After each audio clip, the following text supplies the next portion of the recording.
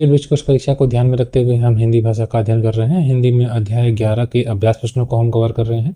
इस वीडियो में 11.6 के प्रश्नों को देखेंगे। पहला प्रश्न देखिएगा, बुनियादी और प्रारंभिक स्तर पर भाषा विकास में स्व संशोधन, स्वयं से अपनी लिखी हुई वाक्यों को सुधारने का प्रयास करना। जो बच्चा सोच रहा है, जो बच्चा बोल रहा है, उसको सुधारने का प्रयास करना। तो जो प्रमुख भाषाई कौशल है ना, सुनना, बोलना, पढ़ना, लिखना, सुबोपली, जब बच्चा उसमें स्वयं से सुधार करने का प्रयास करता है ना, तो वह स्व संशोधन होता है। जब बच्चा किसी लिखे गए वाक्य को देखता है स्वयं से और ये सोचता है कि हाँ, मैंने यहाँ पर ये गलती की है, मुझे ये सुधारने की जरूरत है, यहाँ पर छोटी की नहीं बड़ी की मात्रा रहेगा, तो यही स्व संशोधन होता है। इसमें प्रश्न है कि अर्थ क्या है। तो जैसा कि हमने भी बताया, शिक्षकों द्वारा बच्चों के, यहाँ पर शिक्षक नहीं है, बिना किसी सपोर्ट के बच्चा यह स्वयं से कर रहा है, बिना किसी वयस्क के तत्काल मार्गदर्शन के बच्चों के द्वारा अपनी भाषाई त्रुटियों को पहचानना और ठीक करना, यही हो जाएगा। विकल्प ख सही है। दूसरा प्रश्न देखिएगा, पाठ में दिए गए उदाहरण के अनुसार शिक्षक बच्चों को स्व संशोधन की प्रक्रिया में कैसे शामिल कर सकते हैं।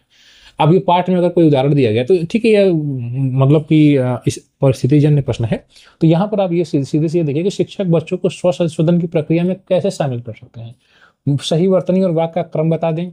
ठीक, अगर शिक्षक ही बता देंगे तो बच्चा फिर यहाँ पर स्वयं से कहाँ कुछ कर रहा है, तो अध्यापक के द्वारा निर्देशित हो गया।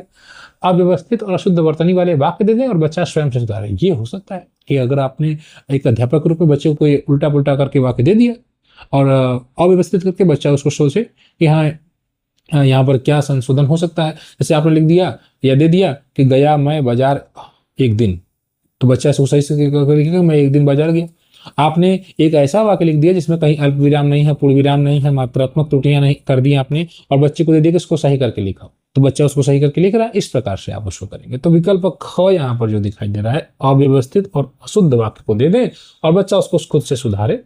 अब आपने क से कबूतर को कबूतर लिख दिया, बच्चा उसको सही कर ले रहा है। यहाँ पर बड़ा हुआ या छोटा हुआ रहेगा सर, अब बच्चा सोच के लिखेगा, सही करेगा। ठीक है। तीसरा प्रश्न है, बुनियादी और प्रारंभिक स्तर पर बच्चों के लिए भाषा विकास में स्व संशोधन का क्या अर्थ है। अभी हमने आपको बताया स्व संशोधन में कि बच्चा एक बिना किसी एडिशनल सपोर्ट के स्वयं से अपनी गलतियों को सुधारने का प्रयास करे, सुधारे। ठीक है।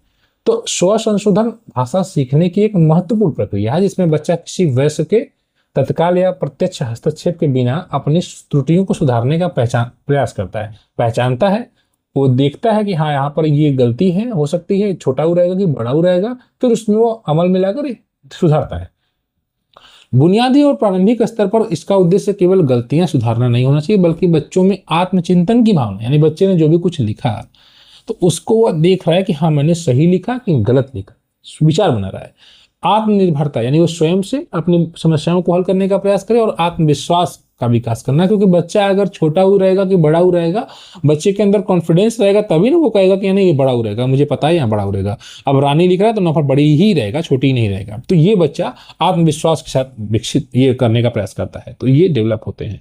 स्व संशोधन के अंतर्गत बच्चा अपनी वर्तनी को त्रुटियों को पहचानता है, वाक्य में रचनात्मक त्रुटि है तो उसको सुधारने का प्रयास करता है, शब्दों का उचित प्रयोग करना सीखता है, जैसे संज्ञा शब्द कहाँ प्रयोग हो रहा है, एक वचन बहुवचन किस प्रकार से प्रयोग करना है। ठीक है। और लिंग का प्रयोग किस प्रकार से करना है। अपने लेखन और पठन की शुद्धता का स्वयं मूल्यांकन करता है, शिक्षक या सहपाठियों द्वारा दिए गए सुझावों के आधार पर अपने कार्य में सुधार करता है और धीरे धीरे अपनी भाषा की शुद्धता और व्यक्ति में सुधार लाता है। ठीक है। इस प्रकार से आप देख सकते हैं बच्चा स्व संशोधन करता है। आगे देखिए, यहाँ पर ये अभ्यास प्रश्न कवर हो गया। ठीक है, ये चैप्टर कवर हो गया। ठीक, निष्कर्ष यहाँ पर लिखा गया, इसको देख लीजिए कि स्व संशोधन बच्चों में सीखने की जिम्मेदारी विकसित करता है या केवल उन्हें सही उत्तर बताने के बजाय स्वयं सोचने, अपनी त्रुटियों को पहचानने, उसमें सुधार करने की क्षमता प्रदान करता है। इस कारण राष्ट्रीय शिक्षा नीति 2020 और पाठचर्या 22 में भी स्व संशोधन को प्रभावी और बाल केंद्रित आकलन की एक महत्वपूर्ण प्रक्रिया माना गया है। ठीक है। इस प्रकार से आपने अध्याय के इस अभ्यास को कवर कर लिया। अब हम इस अध्याय के अंत में बचे हुए प्रश्नों को अगले वीडियो में कवर कर लेंगे। ब्रिज कोर्स की बेहतरीन तैयारी करते हैं तो इस चैनल को सपोर्ट करें, ज्वाइन करें। धन्यवाद।